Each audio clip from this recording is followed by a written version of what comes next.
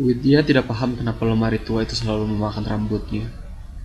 Setiap kali ia duduk bersandar di pintu lemari, satu atau dua helai rambutnya selalu terjepit dan putus. Pagi tadi, lemari itu kembali memakan rambutnya sebagai sarapan. Saat itu Widya sedang bersolek sambil duduk membelakangi lemari, dan ketika ia bangkit berdiri, ia menjerit kesakitan karena kepalanya terasa ditarik dengan kuat.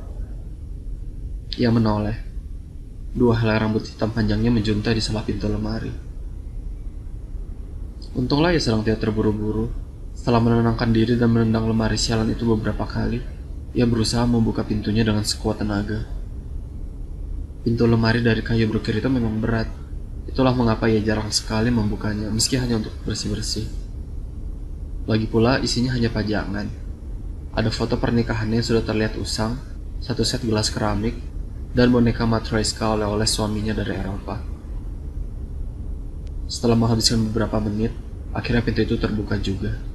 Beberapa helai rambut berjatuhan dari sela-sela pintu. Dua helai paling panjang adalah rambutnya tadi pagi. Beberapa helai lain yang lebih pendek adalah rambutnya 3 hari lalu, atau mungkin seminggu lalu. Dia tidak ingat sudah berapa banyak rambutnya yang dimakan lemari itu. Setelah puas membedah isi perut sang lemari, ia pun mengambil sapu untuk membersihkan rambut-rambutnya yang berserakan. Ia berpikir, mungkin bukan lemari itu masalahnya. Mungkin rambutnya saja yang mudah patah. Berbagai sampo yang diklaim dapat menguatkan rambut telah ia coba, tapi tak ada yang benar-benar berhasil. Pada malam harinya, Widya tidak bisa tidur. Ia berguling ke kanan dan ke kiri, hingga kepalanya terbentur sisi lemari yang memang berada di samping tempat tidurnya. Ia menyerah, sudah beberapa hari ini ia mengalami gangguan tidur. Kepalanya pusing, tapi matanya terus terbuka. Antara sadar dan tidak, pikirannya mengembara ke berbagai hal. Ia membayangkan apa yang dilakukan suaminya saat ini. Apakah di sana masih siang? Apakah ia sedang sibuk bekerja? Tahu-tahu, tetangga sudah berkokok. Widya bangkit dari tempat tidurnya, lalu menarik nafas panjang. Ketika ia menoleh ke arah lemari, ia melihat beberapa helai rambut mencuat keluar dari sela-sela pintunya. Ia benar-benar heran. Bukankah kemarin ia sudah membersihkan semua rambutnya yang ada di semua lemari? Seingatnya, ia belum duduk di depan lemari itu lagi. Jadi, rambut siapa itu? Widya memandangi helaian rambut itu. Tidak hanya satu helai atau dua helai, tapi ada belasan, hitam dan tebal.